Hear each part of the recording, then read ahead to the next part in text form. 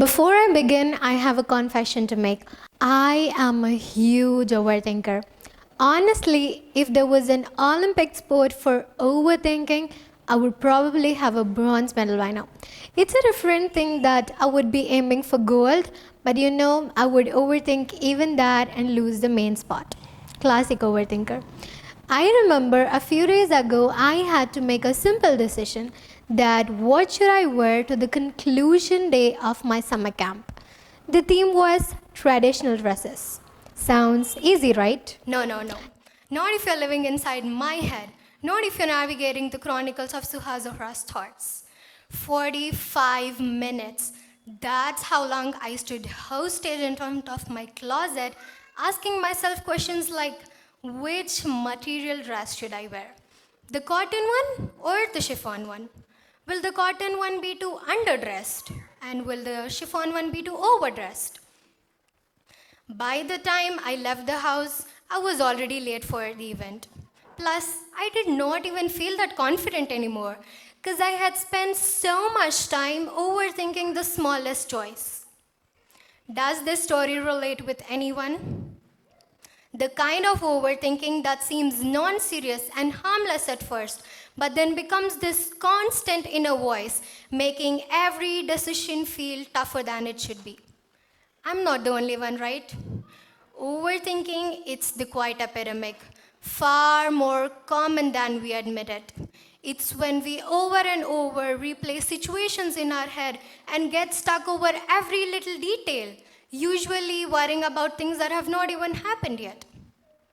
When I first started to realize that how much I overthink, I started paying attention to the small stuff like what to eat for break.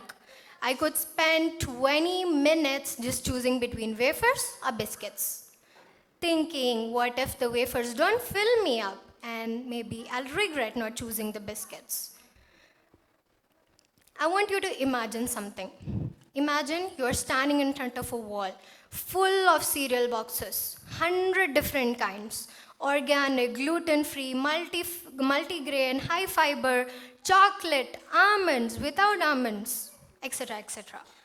You walked in just wanting breakfast, but now you're staring at this wall like you've been handed a time bomb.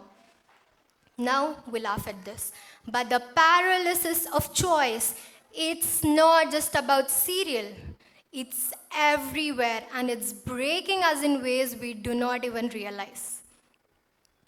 See, we have been told a beautiful lie that the more choices we have, the more freedom.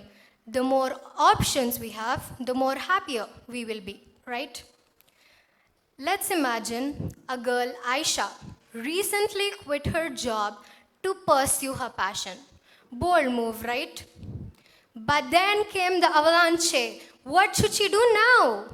Start a YouTube channel, launch a brand, travel the world, freelance, or get back to job. She called her friend one evening and said, I feel like I'm standing at 100 doors, but I'm too scared to open any of them.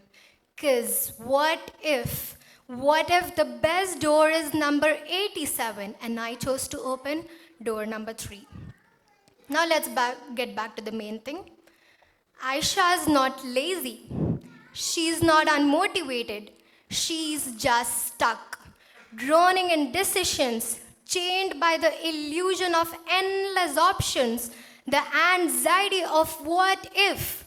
We think choice is a staircase to happiness, but what if it's a fall apart? The more options we have, the more we fear making the wrong one. And with every yes we say, we're grieving the 99 other paths we did not take. That grief, it's real. It's choice overload and it's quietly stealing our peace. Even simple things like choosing a place for dinner became a battle. Should we go for North Indian? But what if they don't have gluten-free options? Maybe seafood, but will it be too expensive? The constant mental tug of war made it hard to make any decision at all. Sometimes I would end up avoiding a choice completely or something more worse. That is, I would pick something only to regret it later. I remember one day when our director, that is Atik sir, asked me if I want to take part in this event. I had to make a decision whether to take that offer or just stay back and watch my friends excelling. The more I thought, the more nervous I became, thinking, what if I'm not able to do it? What if I become nervous and I'll regret it later? Overthinking does not just happen in big moments, it is also in everyday choices like whether to text someone first or what to eat for dinner. But here's the thing I have learned: mistakes are a part of life. We will all make them, but they do not define us. In fact, mistakes are where the magic happens. It's through mistakes that we grow, we learn, and we improve. Once I realized that mistakes were not the end of the world, I started freeing myself. I started freeing myself from that paralyzing fear of making the wrong choice. So, how did I start breaking free from this cycle of overthinking? The first thing I did was simply become aware of how much time I was spending in my own head.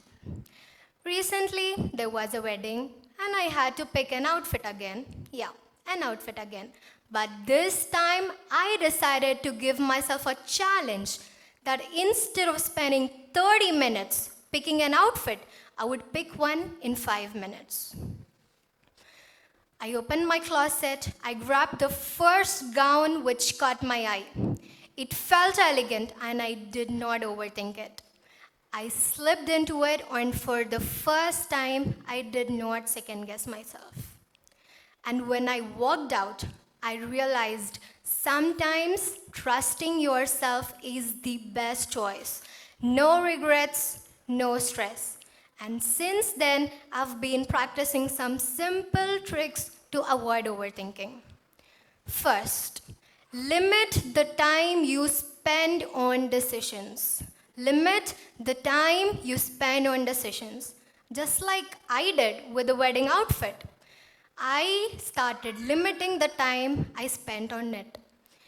Whether it's choosing a movie, buying clothes, or making a studies related decision, I give myself a set amount of time. This helps me cut through the mental clutter and gets me moving. Second, embrace imperfection. I also learned to embrace imperfection. I am someone who wanted everything to be perfect. Letting go of that need was hard. But when I stopped worrying about making the perfect choice and came to see that sometimes good enough is really fine. Third, break the big decisions into smaller steps. Whenever I faced bigger decisions, I learned to break them down into smaller, easier choices. Instead of asking myself, should I take this opportunity? I started asking myself, what is one small step I can take today to explore this opportunity? I'll be honest, breaking the cycle of overthinking has not been easy. But when I stopped worrying about making the perfect choice and accepted that I cannot predict every outcome, I felt lighter. I stopped treating every decision like a life or death decision. Let me say something different. Real freedom is not about having every option open or about having endless options. It's about knowing yourself enough to say, I don't need that or that. This is what I want. And being okay with letting everything else go. Think about it. The best musicians do not play every note. They choose a few and play them really well. The most successful companies don't do everything. They pick one thing and do it really well. The happiest people are not chasing every trend or experience. They focus on what truly matters to them. The next time you catch yourself asking questions like, what if? Or should I? Remind yourself that you can choose, you can take a step, you can move forward. And if it's the wrong step, that's okay. That's okay. We all mess up. That's how we grow, that's how we learn, and we keep going. The next time you feel overwhelmed by too many options, whether it's choosing your career, your path, or just picking a cereal, pause for a second. Don't listen to all the outside noise. Listen to the small voice inside. You don't need every road, you just need your road. Thank you for listening to my story from a girl who used to overthink everything to a girl who is starting to live in the now. And before I leave, I want to leave you with a little challenge. The next time you have to make a decision, big or small, give yourself less time. Do not aim for perfection. Just choose, and feel how much lighter it makes you. Thank you.